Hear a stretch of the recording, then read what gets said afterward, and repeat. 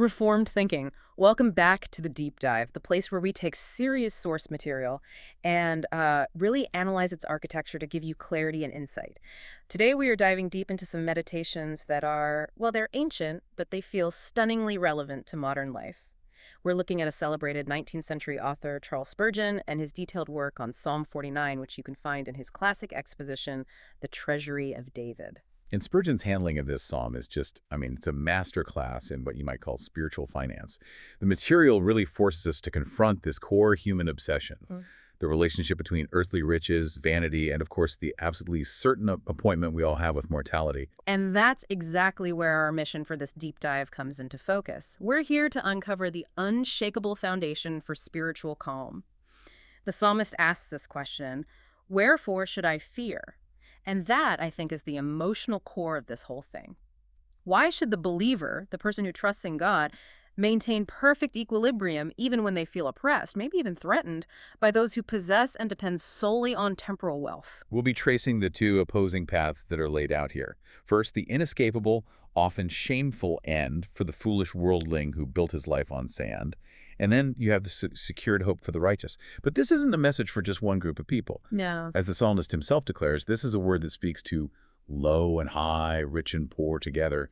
It just levels the playing field of human experience before the court of eternal justice. So to really appreciate the source material, we need to grasp the structure of Psalm 49. It isn't just a beautiful poem. That's right. It is a didactic hymn, a teaching song. It's structured with a very clear intention to educate the listener.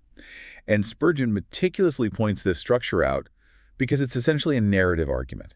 Okay, so how does it unfold? The song starts with a universal call. That's in verses 1 through 4. Then it moves on to address and really remove the source of potential fear for the godly, which is verses 5 through 12. After that, there's a painful lament over the tragic consequences of human folly in verse 13. Right. Then the focus shifts to this powerful contrast between the two future states in verses 14 and 15. And it all finishes up with a final, very practical word of advice from verse 16 to the end. And all throughout the psalm, you have those marvelous moments of forced quiet, the selahs. Yes, and those pause markers are so crucial. They're instructions to the musician, of course, but even more, they are commands to the listener. Exactly. Stop. Don't just read past this point. This particular truth, often about the failure of man or the certainty of God, is so deep-seated, so essential, that you have to reflect on it. You have to let it settle in your mind before the instruction continues. They compel us to slow down our spiritual consumption. They do. It's the polar opposite of, scrolling through a news feed. It demands real contemplation. It really does. Okay, so let's jump into that initial summons to wisdom found in the first 4 verses. The opening is, it's truly a megaphone moment. The psalmist is demanding attention. He's addressing all ye people and all ye inhabitants of the world. Why does the message have to be so broadly broadcast? It's a message of authority. The subject matter itself, this vanity of riches and the certainty of death, is just universally applicable. And the source material we're looking at captures this perfectly. It notes that the laws of providence are the same in all lands. Doesn't matter where you live? Not at all. Whether you're in a magnificent palace or a simple hut, the rules of eternal consequence don't change based on your location or your time zone. The message needs to penetrate every sphere of life because every single person is subject to these laws. And this universal address, it gets even more precise in verse 2, which I find fascinating. It specifies the audience as both low and high, rich and poor together. The source material we're using even went the extra step to pull out the subtle Hebrew distinction used here. It did, and this technical detail is really helpful for grasping the full scope. The psalmist distinguishes between 2 types of men, Bnei Esh and Bnei Adam. Okay, so what's the difference there? Bnei Esh literally means the sons of great men. The high, the powerful, the nobles, the movers and shakers. Right, and Bnei Adam. That means the children of mean men, the low, the common folk, the laborers. It comes from Adam, the man of the earth. So this message is custom fit for every social stratum imaginable. It really can't be dismissed as some niche philosophical discussion. Precisely. And this is where the character of the speaker becomes so critical.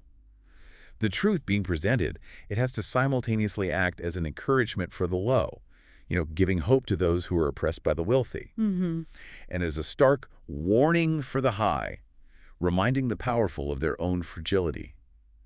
And the speaker has to achieve this balance without falling into either of two common temptations.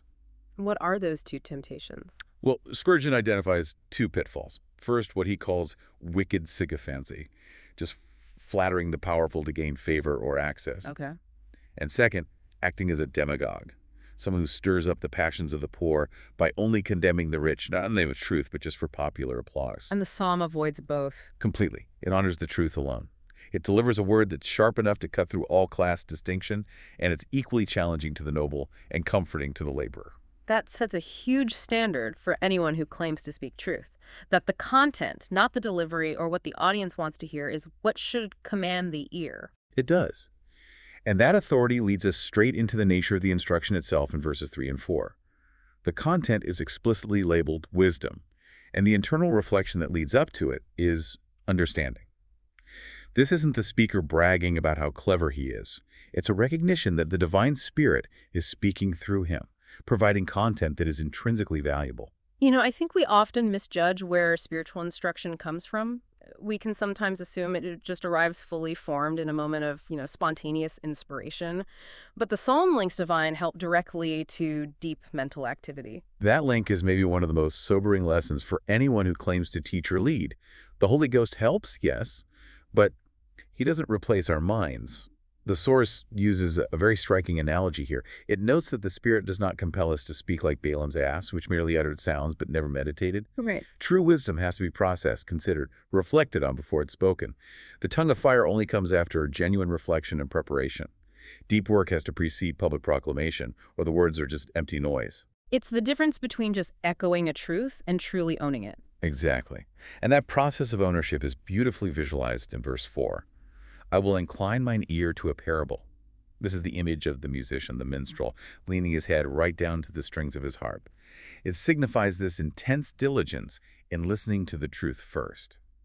So why does the truth arrive as a parable or a dark saying at first? Why isn't it just crystal clear from the get-go? I think it's because the nature of eternal truth so often challenges our earthly assumptions. It comes as a kind of conundrum, a riddle that needs spiritual discernment to solve. The psalmist didn't just passively receive this dark saying. His effort, that act of diligently leaning his ear to the harp, was necessary so that he could then unriddle it for the crowd. So he was acting as a translator. In a sense, yes. Taking complex, shrouded divine wisdom and making it accessible and intelligible for the multitude. He wouldn't leave the truth just cloaked in obscurity. He wanted to open the treasures of darkness and transform them into a common song. And it required effort. And the purpose of all this diligent effort, all this careful instruction tailored for every class, is to arm the godly with courage against a specific corrosive spiritual sickness, fear. Fear generated by the worldly who rely on their temporal holdings. Which brings us right to the core conflict of this deep dive. Verse 5 introduces the central question, the emotional bedrock of the psalm. Wherefore should I fear in the days of evil? So let's define the threat clearly. What does the psalmist mean by days of evil, and how does he describe the adversary? Well, days of evil are those periods of darkness and difficulty, when the believer feels vulnerable, maybe attacked financially or reputationally or socially. And the adversary is described in the second half of the verse, when the iniquity of my heels shall compass me about. That phrase can be a little confusing. It's often misunderstood, but Spurgeon clarifies it powerfully. It refers to evil men or persistent temptations. He calls them the supplanters, that are constantly dogging his heels. So they aren't confronting him face to face, but they're lurking, just waiting for him to stumble. Precisely. They're aiming to trip him up, to gain an advantage by a sudden attack from behind. It's like that old prophecy that the serpent would bruise the seed of the woman's heel. These foes are diligent. They follow like a pack of wolves, maybe surrounding the believer, hoping to suppress him through continuous pressure and malice. That's the source of the potential fear, the relentless nature of the worldly adversary who uses his power and influence to harass the righteous. Okay, so given that very real threat, why is the fear entirely removed? Why is the anxiety unwarranted? Because the enemy, despite all his swagger and all his resources, is entirely insignificant when you measure him against the scale of eternity. They are mortal men who shall perish and pass away. The source reminds us of the divine counsel. Do not fear a man that shall die, and of the Son of Man which shall be made as grass. Their supposed permanence is a complete illusion. Their strength is borrowed and it's transient. And the source materials note that my heels is alternatively interpreted by some ancient translations like the Syriac and Arabic as my supplanters or my enemies. That just reinforces the idea that the source of fear is external, it's active, but it's ultimately weak. Right. The worldly threat is like a moth or a bubble. It can appear menacing, maybe it even casts a long shadow in this life, but in the end, it's nothing but an ephemera. The faithful person, knowing the final destiny of their foes, has no ground for lasting alarm. This moves us directly to verse 6, where the psalmist identifies the specific cause of the oppressor's pride. This is when the enemy is among the great ones of the earth, and his confidence rests entirely on one fragile thing, his holdings. Yes, they are defined as those that trust in their wealth and boast themselves in the multitude of their riches. Spurgeon labels this foundational assumption a rotten confidence. A rotten confidence. Their faith, ironically, is in their money. Carroll, whom Spurgeon quotes, describes this trust and boasting as highly confident, essentially making wealth an object of worship for them. You know, I see a modern parallel here. We look at certain billionaires who seem to live by a completely different set of rules. They behave with a specific arrogance, driven by the belief that their financial standing grants them immunity from standard morality or even the laws of physics. That arrogance is historical. A great estate has always made wicked men lofty in their own esteem and tyrannical towards others. That haughtiness is the direct expression of their confidence in their gold. If they can solve every earthly problem with a checkbook, they start to assume they can solve every eternal problem the same way. So how does the believer resist being overawed by this modern display of material power, by this perceived success? The believer has to apply the standard of the shekel of the sanctuary. Okay, that's a term we definitely need to pause and define clearly for you listening. What does valuing things by the shekel of the sanctuary mean in practical terms? It comes from the Mosaic Law. It refers to the official, divinely mandated standard of weight and value that was used in the temple for sacred purposes. It was the absolute, unchangeable standard, not like the fluctuating, often rigged weights used in the common marketplace. So it's the gold standard, spiritually speaking. That's a good way to put it. When the believer measures possessions by the shekel of the sanctuary, they are valuing things according to God's eternal standard, not man's fluctuating market price or cultural estimation. So when they apply that eternal standard to the persecutor's wealth, what do they see? They see the small, fleeting worth of those riches.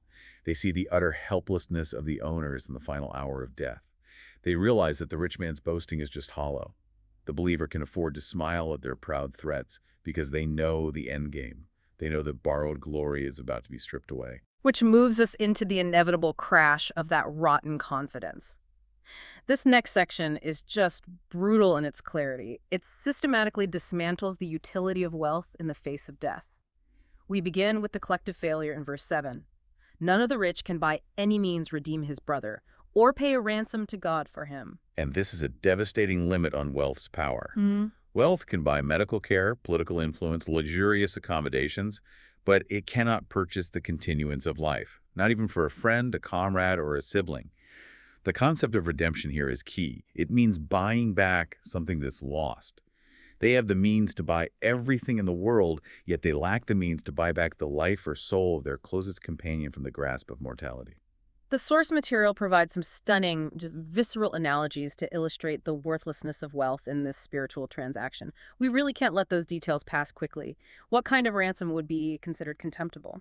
The analogy is built on these escalating, unimaginable sums. Imagine a king's ransom. That's just the starting point. Then picture the largest conceivable amount of precious stones. A Monte Rosa of rubies. Monte Rosa is the second highest mountain in the Alps, so a mountain of rubies. Wow. Then silver, an America of silver. Think of the vast silver production of the New World. Then gold, a world of gold. And finally, diamonds, a son of diamonds. A son of diamonds. That conveys an almost infinite, blinding amount of wealth. It does. Yet the source insists all of this staggering wealth would all be utterly despised, treated with utter scorn. The wealthy might use their money to try and intimidate us, the living, but their treasure holds no terror for death itself. And verse 8 explains why this failure is absolute. The redemption of their soul is precious, and it ceaseth forever. The price is simply too high for human capital to meet. Yes. The purchase of a soul's continuation, or its deliverance from judgment, is perpetually beyond the scope of human means. The price is too great. Wealth cannot bribe the great leveler. And when the consequence of death is eternal judgment, no gold key can unlock that dungeon. The attempt to buy salvation or immortality with money is a failure that ceaseth forever. It remains hopeless throughout all eternity. And the futility isn't just about the eternal, it's also about the temporal. Verse 9 shows that no earthly price can secure that a man should still live forever and not see corruption. This point just amplifies the folly. Spurgeon noted that men are already mad after gold in this life. Imagine the insanity, the absolute spiritual frenzy, if it could genuinely buy the elixir of immortality, even for a few centuries. The pursuit of wealth would become a literal life-or-death, cutthroat religion. But we do see men trying to defeat mortality today, right? Billionaires pouring money into age reversal science, cryonics, these elaborate end-of-life schemes. Hasn't wealth bought some psychological defiance against death? Psychologically, perhaps, but practically, no. The source material addresses this ancient attempt to cheat death directly.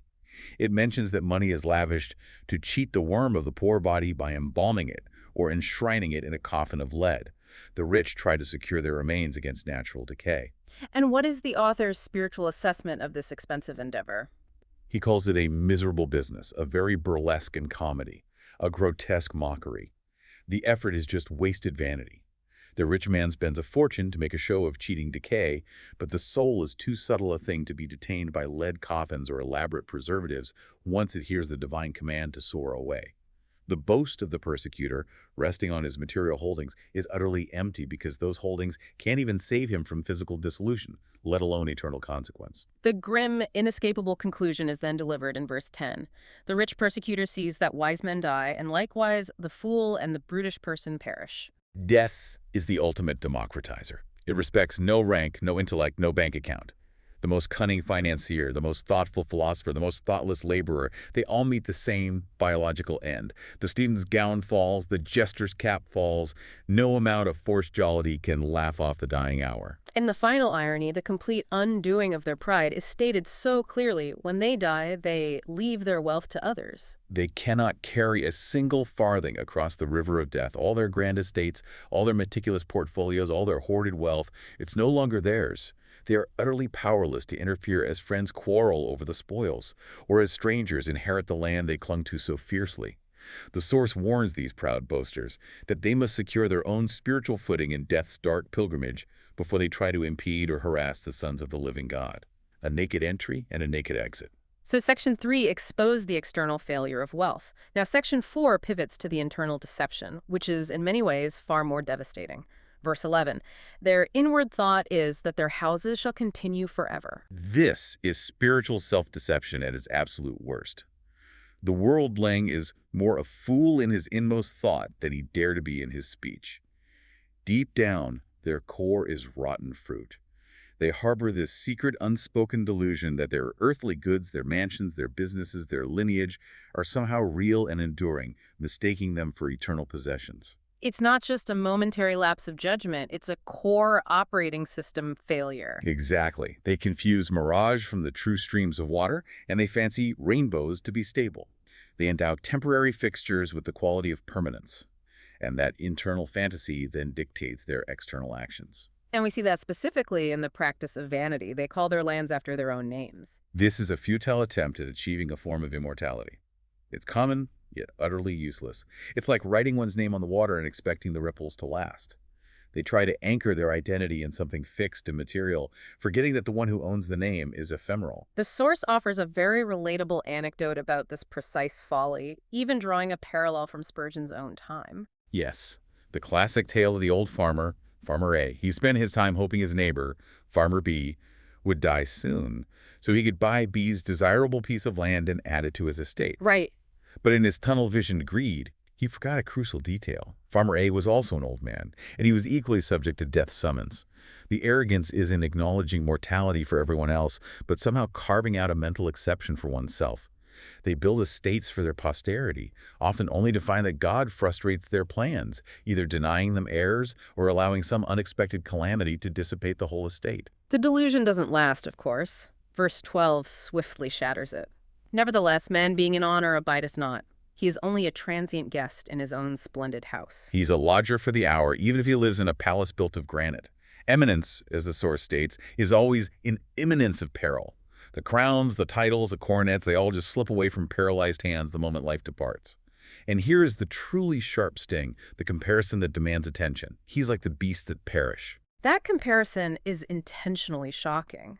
How does the prosperous, honored, worldly man resemble a beast? He is not like the sheep preserved by the great shepherd, which is the lot of the believer. No. He is like the hunted, brutish creature whose life is centered only on sensory satisfaction and material accumulation. He is fatted for the slaughter and dies like the ox in the shambles. He lived a brutish life, finding his all in the temporal, and consequently his death, as far as this world goes, is unhonored and unsung, lacking any real distinction from that of an animal. And the repetition of that comparison, that's the first refrain of the psalm. It makes sure the listener hears that damning verdict twice. It does. And immediately following, verse 13 addresses the perpetuity of folly. This vain confidence isn't just a single error, it's a fixed lifestyle. It's their whole way of life. Their foolishness isn't a casual mistake. It is their way, their usual and regular course. Their entire life path, their decision-making framework, is regulated by essential folly. They are fools in grain. Fools died into the very fiber of their being. Groveling stupidity, focused entirely on the transient, is the leading trait of their conduct from beginning to end. But the tragedy extends beyond their own life. It becomes a generational curse. Yet their posterity approve their sayings. And this is the deepest sadness of it all. The children adopt the destructive worldview of the parents. Worldly maxims, the kind that prioritize number one above all else, are quoted and repeated. The mad, self-serving career of the father is accepted by the son as a prudent way to live. Sordid worldliness passes seamlessly from one generation to the next because fundamentally, grace is not hereditary. The race of fools never dies out. It doesn't. And the minstrel pauses here with a selah for reflection, asking the listener to consider the sheer, deep-seated madness of humanity, where one generation watches the folly of the previous one crash and burn, and then enthusiastically picks up the very same self-destructive maxims. After this reflection on generational folly, verse 14 paints this terrifying picture of the ungodly's final destination. Like sheep, they are laid in the grave. The image is deliberate. They are hurried to their doom like dumb, driven cattle. They were led by their base passions throughout their life, only to find themselves penned in at the depths of Hades. Their earthly life was spent grazing in the false pastures of temporary pleasure. And the shepherd metaphor is horribly inverted here. It's the ultimate reversal of comfort. The righteous have the good shepherd who leads them beside still waters. The ungodly, however, have a grim shepherd. Death shall feed on them. But the source, it prefers an even more stark translation. Death shall be their shepherd. Death rules them in this life, as they fear it, ignore it, or try to bribe it, and in the next, death drives them toward an eternal pasturage, a place where all is barrenness and misery. That is such a chilling contrast. It dictates everything about their future state. It dictates the great reversal that happens at the judgment. Look at the end of the verse. The upright shall have dominion over them in the morning. This morning is the great day of the Lord, the session of the judge, which begins an endless, changeless day.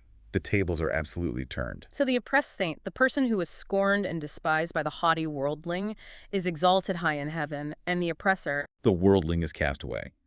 What a shocking and perpetual vexation for the proud man who thought his status was eternal, only to find his servant or his despised neighbor seated higher than him forever.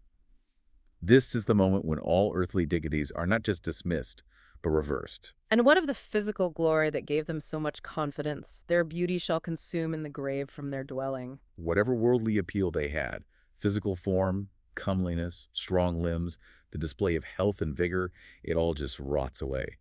The worm makes swift and sad havoc of their physical appeal. Spurgeon notes the timing here. The beauty of the wicked is in full bloom in this life. They have their reward now, but the beauty of the righteous is not yet revealed. It awaits its manifestation in the coming endless day. Knowing this absolute certainty of decay and judgment, who would dare fear or envy the proud sinner for his temporary shimmer? The entire relentless analysis of the worldling's doom serves to highlight the brilliance of verse 15, the definitive shift to hope. The use of the word but is just seismic. But God will redeem my soul from the power of the grave. This is the answer that the entire psalm was leading to. We spent all of section 3 demonstrating that human wealth failed utterly to secure redemption for the soul, back in verse 8. Now, in stark contrast, God steps in. He has secured that redemption, not with a mountain of rubies, but through the singular, irreplaceable price, the blood of his Son.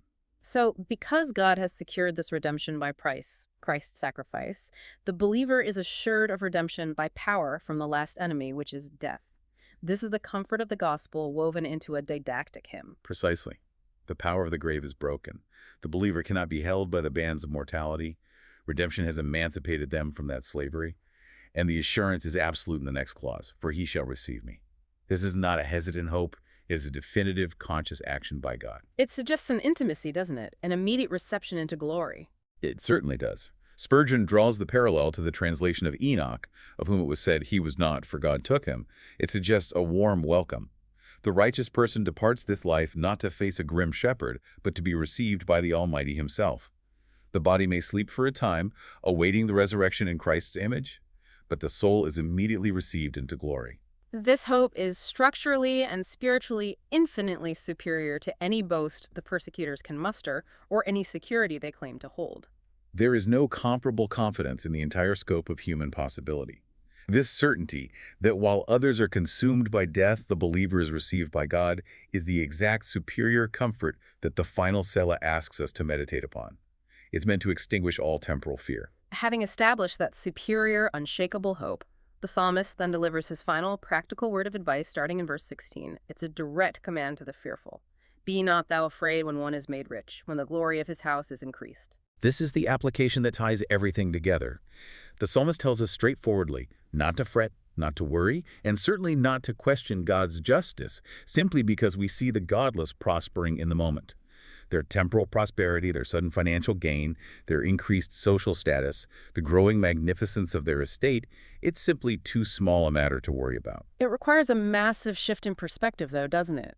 To actively treat a huge, growing fortune as an insignificant detail. It does. Only those with worthless judgment esteem men more highly just because their lands are broader or their financial influence stretches further. We are warned that their social position is temporary, their advantages are fleeting, and that all things will be definitively and eternally righted when truth comes to the fore at the morning of judgment. And the ultimate reason for this lack of fear is delivered with stunning simplicity in verse 17. For when he dieth, he shall carry nothing away. It is the single most defining physical truth about humanity. The earthly leasehold ends. The worldling has no enduring claim on any of his possessions. Man must pass naked through the river of death. Let's focus on the illustrative details the source gives us about the emptiness of the dying hand. It's comprehensive. He carries nothing away. Not a rag of all his raiment, not a coin of all his treasure, not a joy of all his honor.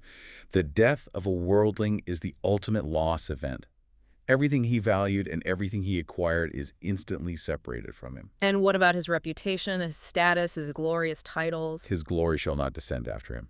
All those formal titles, his worship, his honor, his lordship, his grace, they are utterly invalidated in the sepulchre. The source asserts pointedly that hell knows no aristocracy. Wow. There is no special section for the wealthy. That dainty and delicate sinners will find that eternal punishment has no respect for their former social position or their refinements. That leads directly into the vanity of self-congratulation in verse 18. Though while he lived, he blessed his soul. He lived a life of self-affirmation. His core philosophy was to pronounce himself happy, successful, and content based on his own metrics. Metrics derived entirely from earthly success. His central aim was to bless himself. And the world agreed, praising his material success, calling him a clever fellow or a shrewd, common-sense tradesman. The world's core philosophy, whether 3,000 years ago or today, is rooted in the maxim, take care of number one. Those who adhere to it successfully are deemed respectable and prudent. But once he's gone, that worldly applause is silenced immediately. Not a whisper of congratulation follows the departing millionaire. The banker rots as fast as the shoeblack. The peer becomes as putrid as the pauper. All that wealth and status provided was the rainbow coloring of the bubble, a transient external decoration that added no substance to his soul or his eternal state. The consequence of this self-blessing is final and devastating in verse 19. He shall go to the generation of his fathers, and they shall never see light. He enters a realm of thick darkness where no joy or hope can come to him. All the blaze of his earthly glory is extinguished forever, leaving not a single spark to cheer him. He joins his ancestors, who also lived in spiritual darkness without the light of God's truth. When the believer understands the utter hopelessness and darkness reserved for the worldling, how can he look upon them with fear, envy, or concern? The song closes by bringing the wisdom full circle, reiterating the initial powerful warning in verse 20. Man that is in honor and understandeth not is like the beasts that perish. This is the final defining criterion. Spiritual understanding, the capacity to value things by the shekel of the sanctuary, to discern the eternal from the temporal. That is what separates men from animals. If men live like beasts, finding their entire existence, satisfaction, and hope in this transient life, then their end will be mean and dishonorable. They forfeit their high calling as bearers of God's image. And yet, this comparison to beasts holds one final, terrifying distinction. It does. They are like beasts in the degradation of perishing. They lose their honor and their material security. But they do not gain the blessed rest and non-existence that animal perishing secures. The theological commentary is clear. They do not simply vanish. The text warns that these shall go away into everlasting punishment. The song ends with powerful comfort for the righteous, but a tremendous chilling warning for the worldly, who chose darkness over light. What an astonishing deep dive into valuation and hope. We started by looking at Spurgeon's exposition of Psalm 49, and what we have gleaned is, well, it's a clear, concise instruction manual for spiritual courage. We've established that earthly wealth fails completely to buy redemption or longevity, the soul is priceless, death is the universal leveler, and the believer's future redemption, secured by God's act alone, entirely independent of man's means, is absolutely assured. The contrast between the two shepherds, death or the good shepherd, is the most crucial distinction we covered. It is the factor that determines whether you face a barren, consuming doom or reception into glory. That choice of trust colors every financial decision, every social reaction, and every moment of contemplation. We are grateful for you joining us for this analysis of the source material. It has been a beneficial conversation. And to leave you with one final thought, something for you to mull over as you go about your week. Given that the race of fools never dies out, and the source material explicitly shows that posterities continually approve their parents' worldly folly, what specific, practical, everyday maxims or widely accepted cultural definitions of success that you inherited or you hear constantly today might we need to seriously measure against the eternal shekel of the sanctuary? What current standard must be rejected in light of the certainty that one carries absolutely nothing away? We'll see you next time for the deep dive.